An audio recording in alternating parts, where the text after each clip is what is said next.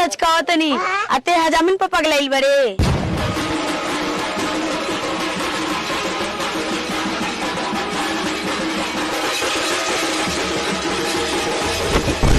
आगे मुझ पियनु अब की बार सटलनु तो है देखा तारा नु मारम की हो जाए भर मुंह फोड़ा। एक कैमरामैन जी थोड़ा हमको भी लीजिएगा। हम तो आइले हैं लेने के लिए, दीजिए ना, दबा के हॉर्न बजा दे। हट दोगला, कोनो गाड़ी के हॉर्न थोड़ी है कि दबा देबे। कैमरामैन जी हॉर्न दबा गया। ना भैया, तो नहीं खाती घबरा गया।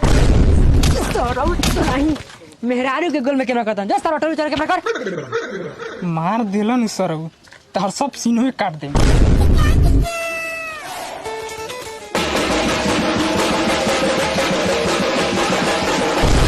रे हट लान हमार गांव में गाड़ सड़ा कैमरा कइले बड़ो होने हो कर।